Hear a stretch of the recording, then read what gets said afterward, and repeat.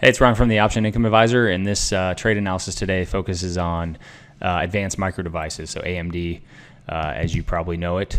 So this is a stock that reports earnings after the bell today. So we're going to talk about some trades that you can put on before the bell if you're listening to this now, but also just kind of some longer trajectory levels that we're going to look at.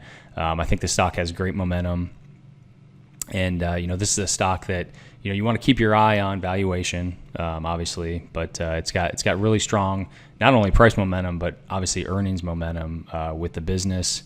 What we've seen recently with just a lot of semiconductor companies have reported earnings already, and AMD has kind of run up, into or even after those earnings, obviously running up into their own earnings, because it just appears that they're positioned very well, even with the supply chain issues we're seeing, and obviously taking market share. We heard that from Intel, where they've continued to take market share. Remember, this company is mainly in kind of the PC Mac area, but they've got data center exposure and gaming exposure, so some very high growth, good segments of the chip space that you kind of want to be in. And so it's a stock you want to own. It's a stock that you want to stay in, but there's certainly ways to trade around these positions, right? There's going to be volatility. There's no question, right? This stock has and will continue to probably have 20 to 25% pullbacks at certain times. So we're going to look at the chart now, kind of see where the momentum is, look at levels that I think it could go to, and look at levels maybe that could serve as support. Because what you're going to want to do, and you can use obviously options to your advantage, but if you're a long-term holder, there's areas where you can add to your position and continue again to kind of ride this momentum. But just keeping an eye on that, just the strength of that momentum, and then also valuation. So that's a good segue into let's take a look at the chart, because this chart is kind of shows just how strong momentum is, and kind of why you can get behind even though valuations and momentum are strong. This is a situation that you can feel comfortable staying in. It's got an RSI, a relative strength indicator of 77 right now. So anything above 70 kind of actually signifies that the stock is overbought, but a lot of times stocks that hit over that level stay there for quite some time. And so it does become a good covered call candidate at some point up there. But we really kind of got to look at the different levels to say where's the right level if we wanted to sell a covered call, which obviously can mitigate some downside risk just by giving you some extra income there. Especially if you don't think the stock could go to that level in the short term. But this is a stock, again, RSI of 77. The only other stock in our universe right now that has a higher RSI is Tesla. And if you've been watching that lately, that stock's up 10 or 11 days in a row, has just completely shot through. Actually, I don't know that I've ever seen an RSI as high as Tesla. Tesla's an RSI of like 91 right now. So again, momentum can last longer than you expect, even looking at valuations, things like that. Because really, momentum is truly what it sounds like, right? It is momentum. It really has nothing to do with fundamentals, right? And so, we want to kind of find that balance, as we're looking at this stock longer term. But you can see, the 50-day, the blue line is trading well above the 200-day right now, and you want to see that consistent over time, with a good stock and an uptrend. And outside of this kind of time between kind of May and July here, where we dipped down below there a little bit, this stock has had kind of multiple breakout levels that I think are pretty significant. And so, we kind of broke out, from this level here. This was pretty significant. Sold off. A lot of the tech stocks kind of sold off, but we held, that kind of 100 level, and we held above that previous breakout level. So that was, pretty decent pullback, right? That was about a 20% pullback. But then we've seen this momentum really pick up here, and you can see the velocity of this move has been pretty strong, very similar to the velocity of this move here.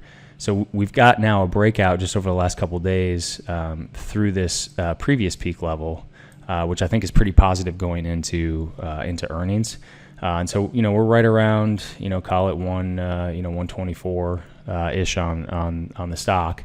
And so the question is, where can it go from here? Is this going to be a failed breakout, or is it going to be a true breakout? And I think, this level we're going to be watching here, I think this was like 118, was it 118.77 or something like that? Was that level?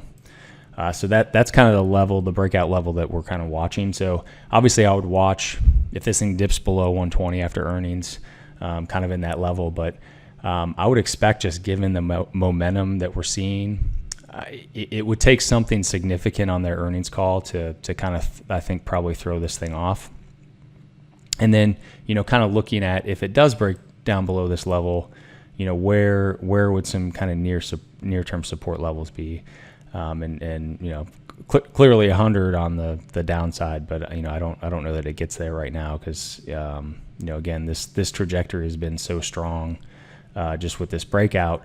In fact, I could probably even see something similar happening to what happened here before, actually getting some continued momentum, which would could send the stock a little bit higher. And we'll look at valuation to see where this stock could potentially go just in the short term, without getting too out of whack. And then if this stock does pull back from maybe this heightened level, as it comes back, I would be looking at this 119-ish level as support. So this is kind of a big earnings call. Again, it's there's going to be some positions I'll recommend here that we can put on before earnings. But these are really levels for you to watch after earnings as well, right? Because this kind of helps you trade around your position a little bit and kind of pinpoint some of these areas where, hey, I'd really like to add to my position, after earnings, and especially trying to figure out where this stock could potentially go. So let's look at the profile just quickly, and you can see how safety is awesome. This stock has had some really good just operational momentum, revenues and earnings, very strong balance sheet. Obviously valuation has always been a question here. And then, we've got momentum that's extremely high right now. So we're really looking at, valuation and digging into valuation, because that's where I think, you really need to be focused on, because I think this stock, again, the momentum could continue, but at some point the valuation gets so out of whack that it's not like a Tesla where that stock has so much momentum and is so far removed from fundamentals that it becomes just basically that's all it is a momentum stock. AMD doesn't necessarily fall into that category, right? It has very good momentum right now, but it also has real earnings that you can pinpoint back to a true valuation. So anytime you have a stock like that, it does come back to fundamentals at some point. So let's take a look. Right now we're trading at right around 40 times future earnings, right? So forward earnings. And so just looking at this chart here, and I'll kind of just try to draw in some of these numbers here, but we're looking at 250, so 251 on based on 2021. So that's not necessarily the forward earnings. That's just actually this upcoming year. So it's actually trading at 40 times 2022 earnings. And 2022 earnings right now, the consensus estimate is about 310. So we're talking about way up here. So this earnings momentum is going to continue, right? That's obviously what you like to see, and that's what makes, I think, people so excited, and I think why this momentum has certainly continued, right? And then we've got 2023 earnings that are supposed to come in around 373, so way up here, right? So this earnings train is supposed to continue to move pretty significantly. So if we're looking at right now at 2022 earnings, and we're roughly 40 times that, at call it 123, 124 time frame or price, I think what you really have to look at to say, okay, where where are investors going to look at this forward earnings multiple and say, whoa, that's a little bit too, far, just for the short term, right? And I think anywhere kind of in that 40 to 50 range, I think is the levels that people are going to watch, right? So if you look at 50 times, say 2022 earnings, again, this earnings number was right around $3, $3.10, call it.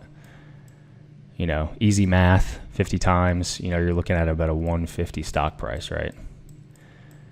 So I think in the short term, this stock could probably justify and hold, say, a 50 times multiple based on forward earnings at 2022, right?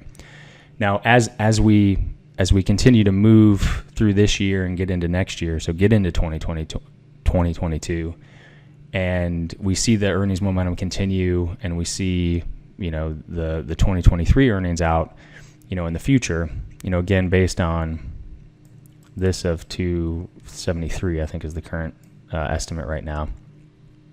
So we could trade maybe in that kind of 40 times range even further out. So 40 times the 2023 earnings would put us, again, right around, call it, was about 149, so we're right around 150, right? So this 150 would represent about 50 times 22 earnings, and then roughly about 40 times 23 earnings. So I think given the momentum here, and we're talking, what is that, 24%? So this is a 24% earnings growth, which is phenomenal earnings growth, right? You don't find that with too many companies, right now with this kind of balance sheet. And then it's roughly 20% in 2023. So 20% plus earnings momentum, going, into, several years out, I think is very strong and could probably justify holding these type of multiples, right? And so that's where I could see us going, on the upside, so kind of somewhere in that 140 to 150 range. So we're at 123 now, 124. So there's certainly probably 10, 15, 20% of upside from kind of the current levels before I think you get a little bit too, worried about, kind of the valuation picture. So that's what I'm looking at just from an upside perspective. So downside, again, looking at the chart just briefly one more time. 100, if it pulls back from here, right? So these are the two scenarios. After earnings, if it pulls back below this 120 level, I would say, unfortunately, probably 100 to probably 115 is probably the range. Again, I probably don't expect this to happen, but if for whatever reason we have some kind of announcement, during earnings that sends this thing back below 120, I would kind of look at this 100 to 115 range, right? If we continue to move higher, that's where I would say, this becomes the new support level. So kind of in that 119, 120 area. So that's where we'd be looking for pullbacks at that point. So if we're looking at just the options right now, and again, this assumes you kind of hold the stock already. If you don't, I would definitely be selling puts, into this market, certainly into earnings. But let's take a quick look at, obviously, so this is kind of real time right now. We've got, 124 stock price. And so I'm looking at these November options, with AMD here. And look, you can actually go down to like the 110, kind of 108 level and still get your 1%. So just on a base, kind of cash secured put level, I would say this 110 probably going into earnings for me probably looks pretty good, because even if it dips below that 120 level, again, I think it's going to get some buying support, because just given this earnings momentum this stock has right now, I think is pretty attractive. So now I would look at this 110 level here. It's only a 16 delta, but it gives us 1.3% over 24 days, right? So this is a pretty nice paying option. If the stock does drop to 110, I would certainly be willing to pick up some shares there. This is a good way also if you have a position and you're looking to add to it. Again, this gives you a little bit of cushion, but it also helps you generate quite a bit of income. I mean, if you continue to sell puts on a stock that you already own and just are consistently waiting for the stock to kind of pull back, I mean, look, you can generate 12-15% a year on this other capital that you're kind of setting aside to potentially add to this position, right? And so from a covered call perspective, so these options right now are a little bit juiced from just earnings obviously coming up. And so if you're looking at this prior to the close today, I would look at something up here in this maybe 140 to 145 range. Again, I would be shocked if we drove up above 140 just in the short term, right? And we're talking 24 days here, so I'm only looking at the 3 weeks. I think this stock could certainly hit 150 as we move probably into year end and even into early next year. But I'm specifically talking about these next 3 weeks. Is there enough momentum in earnings, given that this thing's run up into earnings, to get us through 140? I don't think so, right? So I would be comfortable actually writing on my position, say like a 140 or a 145 call, which again is just it's almost free money if you have the perspective of I don't think the stock's going to get there over the short term. It's kind of free money sitting out there for you because you already own the position, right? You're already using capital. You've got an investment obviously in this asset. This is additional income you can generate on top. This doesn't cost you anything. If you're selling a covered call, you're getting this premium in day one. And so, this is, the 140 is another 1%, right? So, these 1% over, 3 or 4 weeks add up to significant, amounts of income over time.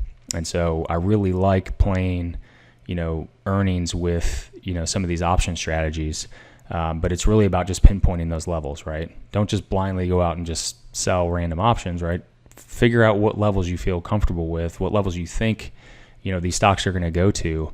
And those are the levels where if the premiums make sense, then certainly put on those trades. So post earnings, if the stock again trades up a little bit, I would be targeting in this kind of 145 to 150 range, kind of on a consistent basis. Once we hit up to that level, if we do get up to 150, you can kind of reassess. But again, I think that level is kind of my target level on the upside. Just over call it the next 6 to 12 months. So that's what I'd be focused on with AMD. So that's our trade. Any questions? Let me know. Take care.